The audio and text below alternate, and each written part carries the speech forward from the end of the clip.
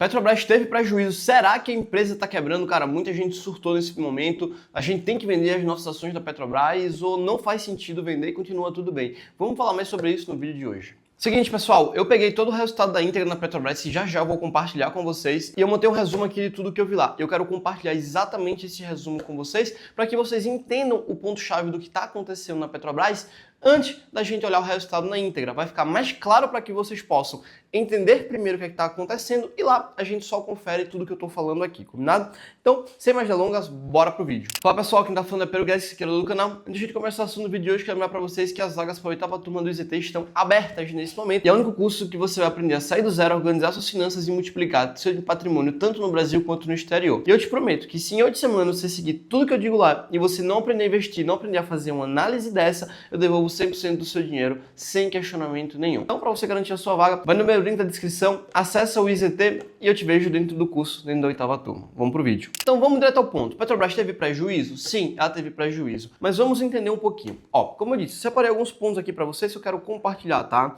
Primeiro de tudo, a Petrobras, ela teve esse prejuízo, só que o grande ponto é, ele afeta o caixa da empresa? Essa é a pergunta inicial que você deveria fazer. E a resposta é não. Esse prejuízo não afeta o caixa da empresa. Vamos entender o que é que gerou esse prejuízo. O primeiro ponto que gerou esse prejuízo foi um impacto contábil não operacional. Um ajuste na variação de câmbio e também reavaliação de contratos das empresas. Então essa variação de câmbio e reavaliação das empresas fez com que ela apresentasse um prejuízo contábil. Pedro, o que é um prejuízo contábil? Um prejuízo na DRE. E não teve prejuízo no fluxo de caixa. O fluxo de caixa ainda está positivo. Então o problema aqui foi estritamente contábil. O segundo ponto é que, como eu acabei de dizer, não houve perda de dinheiro real. Por quê? Porque o fluxo de caixa ainda continuou positivo. Ainda continuou a geração de caixa positiva. Então, ponto aqui que não deveria estar sendo nenhuma preocupação. Isso aqui é um resultado bem similar ao que a gente teve da Vale. Se você não viu o vídeo da Vale, eu vou deixar aqui em cima no card para que você possa assistir o vídeo da análise da Vale. E nesse vídeo você vai entender que é um efeito bem similar. É um efeito contábil, ou seja, passa na contabilidade, mas na geração de fluxo de caixa, na DFC, não tem efeito nenhum contábil, tá? Então, o prejuízo ele foi só no papel, tá? Se você olhar de onde o dinheiro está vindo, continua normal. Pedro, o que é que eu devo olhar? O que é que importa de verdade? Primeiro ponto, o fluxo de caixa operacional. Petrobras gerando mais de 100 bilhões de caixa operacional. Continua bem, tá? A empresa continua distribuindo dividendos generosos, cara, mas como eu digo aqui sempre para todo mundo, dividendos ele é uma consequência, não uma causa, tá? Se ela paga dividendos, está ótimo, mas se não paga, foca no que realmente importa. E o endividamento aqui ainda está sob controle, mesmo com o impacto do câmbio. Isso aqui é de extrema importância também. Por mais que o dólar venha subindo, o endividamento ainda está sob controle, isso aqui é um ponto de atenção, tá? Então, a gente deve ali ignorar basicamente esse ajuste contábeis e olhar para a geração de caixa da empresa, que a Petrobras ainda continua apresentando excelentes resultados a nível de caixa, tá? E aqui também eu queria destacar alguns pontos de atenção da Petrobras, alguns desafios que eu vejo daqui para frente para ela. Primeiro de tudo, tá, é o seguinte, produção estagnada.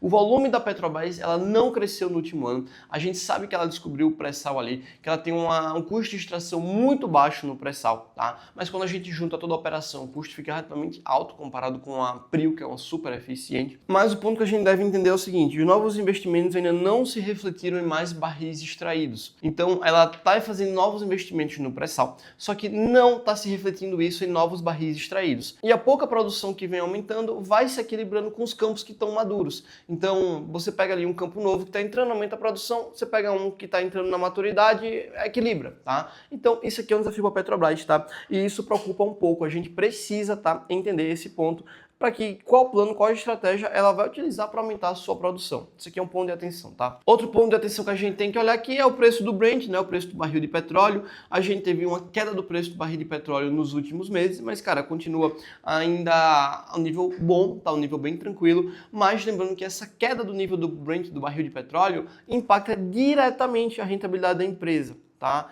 Então, isso aqui é um ponto-chave também de se atentar. Se o petróleo ele ficar barato por muito tempo, isso vai impactar diretamente o lucro da Petrobras, tá? E também a gente sempre fala aqui do grande medo do mercado, que é a interferência estatal, tá? Sim, a gente sabe que decisão política impacta consideravelmente o resultado da empresa, só que basicamente o mercado está operando muita notícia, ao invés de operar resultados reais.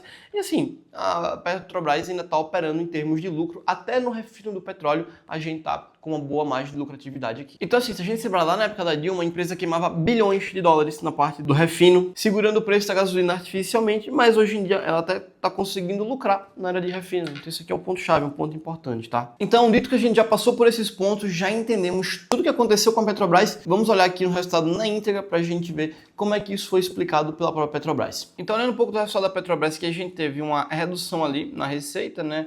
O EBITDA também caiu bastante nesse trimestre, de 30 bi ali no trimestre, teve uma queda no EBITDA. Quando a gente olha o lucro, a gente realmente vê que foi no prejuízo, tá? Então, bateu prejuízo, mas isso aqui é meramente contábil. Já já a gente vê essa operação. A gente vê que a dívida aumentou bastante, né? Teve um aumento de 16% na dívida, mas a gente tem que entender o quanto vem de arrendamento disso aqui, tá? Pedro, como é que eu vejo o quanto vem de arrendamento disso aqui? A gente tem aqui basicamente quantos por cento da dívida representa de arrendamento, ó. Então 56% da dívida é de arrendamento. Pedro, o que é arrendamento? Basicamente, com a nova regra do IFRS 16, todo aluguel que uma empresa tem, ela transitava na DRE como um custo. Tá? Só que ela passou a entrar como endividamento. Então, quando a empresa faz aluguel de uma sala, quando a empresa faz aluguel de um navio de petróleo, por exemplo, o valor dos aluguéis ele entra aqui como dívida, não entra mais como um custo na DRE. Então, a gente tem que entender que basicamente 56% da dívida da empresa ela vem ali, ó, como arrendamento, tá? Então, a maior parte da dívida da Petrobras, ela vem ali de arrendamento. Isso aqui é um ponto relevante para a gente ver. Então, a gente vê que a dívida fica ali basicamente uns 180, 190 ali, bilhões, né, de reais, em termos de realmente ser dívida, que não é arrendamento. Aí você faz a redução disso. Desses 180, você reduz 40, que é caixa. Então, sobra uns 140. E aí, basicamente, se a gente pega esses 180 menos 40, dá uns 140 ali, também dividido pelo EBITDA, acaba que é um valor abaixo de 0, é um valor abaixo de 1. Então, tá um endividamento bem tranquilo. E o ponto-chave que eu falei aqui, ó, que a gente para ver trimestral, ó, a gente tem que a empresa gerando caixa, investindo, tendo geração de caixa livre aqui, ó, tranquilamente no trimestre. Quando a gente para ver a visão ano, gerando mais de 200 bilhões de fluxo de caixa operacional, 124 bilhões de fluxo de caixa livre, então consegue fazer uma distribuição ali tranquila de proventos, tá? Então, bem normal o resultado por aqui. Vamos olhar um pouquinho no resultado da empresa do release. Então, vamos pegar o relatório aqui da Petrobras, ó, a gente tem um FPSO aqui, um navio, né, Duque de Caxias. Então, vamos lá, né, descendo aqui um pouquinho no relatório. Então, basicamente, nossa situação para apresentar algumas diversas conquistas, excelente resultado, não, peraí, excelente também não foi, tá? Nada de excelente, foi um bom resultado, nada de excelente. Capacidade da nossa empresa, gerar valor, operação, geração operacional de 38 bilhões e dívida financeira de 23 bilhões, menor nível desde 2008. Tá? Então, beleza, baixo endividamento. A variação do lucro que reportamos deve por uma questão de natureza contábil, que a gente falou logo no início do vídeo, tá? Que não afeta o caixa, como a gente já havia falado. Então, a variação cambial das dívidas entre a Petrobras e sua subsidiária no exterior. Então, o ponto-chave de atenção é isso aqui, ó. A variação cambial das dívidas entre a Petrobras e suas subsidiárias no exterior foi o que afetou basicamente esse lucro da empresa, tá? E aqui até ele explica, ó, a variação cambial nestas transações entra no resultado líquido da holding no Brasil. Então, o resultado que afeta a Petrobras aqui, mas somente de forma contábil, tá? Então, nada de mais quanto a isso. Então, a gente teve também o resultado do ano impactado pelo efeito 2024 da transação entre disputa judicial, beleza? Mas esse aqui foi o resultado do ano completo, não foi do trimestre. Expurgando os eventos exclusivos, nome muito bonito para não recorrente, né? O lucro líquido do ano seria ali, ó, 19 bilhões de dólares, 103 bilhões de reais e o EBITDA 245, ó. 245 e 103 bilhões. Vamos dar uma olhadinha nisso aqui lá. Então, na visão ano, teria sido 103, quase bem linha com o ano passado, e 245 seria bem linha, né? Não teria uma redução, mas assim, não muito expressiva, tá? Então, estaria bem em linha, tá? Ok. Meta de produção de óleo e gás, vale citar algumas conquistas, metas de produção, FPSO. No refino aumentamos o fator de utilização 93%. Cara, essa ideia do pré-sal aqui, eu não sou muito fã, não sou muito chegado, tá? Para mim ela deveria ficar só na parte de exploração de petróleo. Mas é aquela história, né? Eu não tenho como dizer o que a empresa vai fazer, né? Quem sou eu para querer governar a empresa, né? Então, beleza, vamos aqui um pouco para os resultados, minha plataforma, perspectiva de rentabilidade. Aí aqui a gente tem basicamente o resultado da Petrobras. Tivemos aqui, ó, um impacto de 10 bi de dólares da variação cambial, como a gente falou. desvalorização no barril de petróleo e também uma transação tributária federal que a gente teve, tá? E vendeu um pouquinho menos também de petróleo, tá? E esse aqui foram os impactos, tá? Do resultado negativo da Petrobras, tá? Mas como eu havia falado, isso aqui é algo que impacta somente a DRE, é um impacto contábil, não tem impacto caixa. Isso aqui é muito importante, tá? Aí o que é que a gente tem de destaque aqui, ó? Manutenção da geração de caixa, beleza? Dívida financeira controlada, resultado consistente ali, EBITDA sem efeito exclusivo, 46 bilhões de dólares, é bastante coisa, e o lucro sem eventos exclusivos de 20 bi. Então, bem em linha com o ano anterior, tá? Como eu disse, o grande ponto aqui dessa história inteira da Petrobras foi a questão dos não recorrentes, tá? E aí a Petrobras continua investindo bastante na sua operação, cara. 16 bilhões de dólares em 2024 de investimento, cara. Isso aí, 16 vezes 6 dá quase 100 bilhões de reais em investimentos. Isso é bastante coisa, tá? Então, a Petrobras vem investindo bastante na operação. E aqui a gente tem os principais indicadores da Petrobras, né? Então, a gente pode comparar aqui a receita do quarto TRI 24 com o terceiro TRI 24. Teve uma leve reduçãozinha aqui na receita, o lucro também foi mais brando. As despesas operacionais, ó, aumentaram bastante aqui, tá? Foi 21 bilhões ali de caixa livre, bem tranquilo. E o endividamento ali, ó, dívida líquida EBITDA de 1,29 vezes ajustado, tá? Só que ele bota aqui até as considerações dos ajustes. Vamos ver o que ele colocou aqui, essas considerações. Índice calculado em dólar norte-americano. Beleza. Mas eu acho importante tirar um arrendamento dessa conta, como eu já havia falado, certo? E aí, ó, pra gente parar pra ver, ó, o preço do Brent, ó, deu uma caída, ó, 74 dólares o preço do barril de petróleo, ó. Uma caída frente aos 80 que estava no trimestre anterior e 84 que também estava no quarto TRI 23, tá? Por isso o resultado também é um pouquinho mais fraco. Por mais que o dólar tenha aumentado no período, o preço do Brent ele caiu, tá? Então, mesmo assim, a gente ainda continua com um resultado um pouco mais fraco. Então, forte geração de caixa, isso aqui a gente já havia falado, ó, forte geração de caixa. EBITDA seria 11% inferior, meninha, nada muito extraordinário para mais, nem para menos, tá? Desvalorização do câmbio, o resultado financeiro foi negativo. Reconheço de despesa, adesão e transação tributária, tá? Então, coisa que a gente já havia falado aqui. E aqui ele até comenta, né, o lucro líquido e os eventos que ele chamou de exclusivos, que foi que afundaram a Petrobras aí no prejuízo. E ele bota todos os efeitos aqui, ó.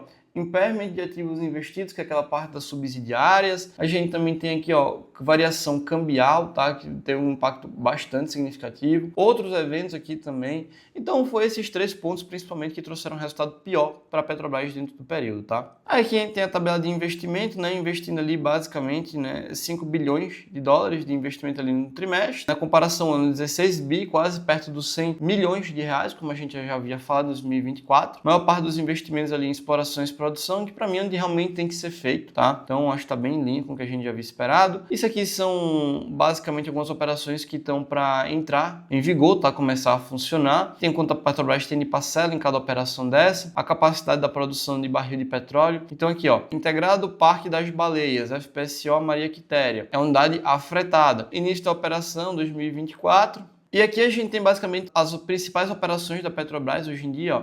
Início da operação 2024, 2026, 2027, que tem muita coisa para entrar em operação, né? Aqui em 2025, não sei se aqui já entrou, mas já tem para entrar 180 mil barris de petróleo, 225, 225, 225. E a maior parte dele, a Petrobras ali tem a maior participação, tá? Você pega isso aqui para 2026, ó, projeto em fase de execução, com o EP em construção, 9 poços perfurados e 6 completados, tá? Então a gente tem o que está basicamente para entrar para aumentar a produção. E aqui dentro da liquidez, na parte de recurso de capital, tem aquela parte que eu havia falado, ó, de amortização de arrendamento. Então basicamente a Petrobras nesse trimestre teve basicamente 12 bilhões ali só de arrendamento, tá? 42 bilhões ali no ano de 2024.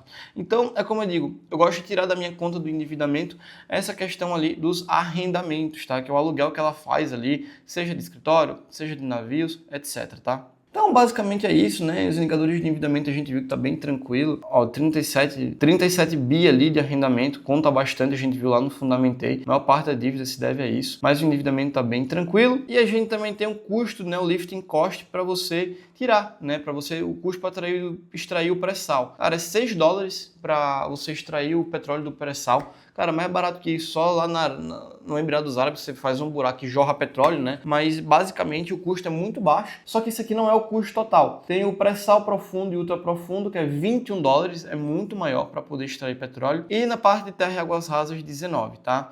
E aí quando a gente bota basicamente o custo inteiro, são $22 para fazer toda a extração de barril da Petrobras, tá?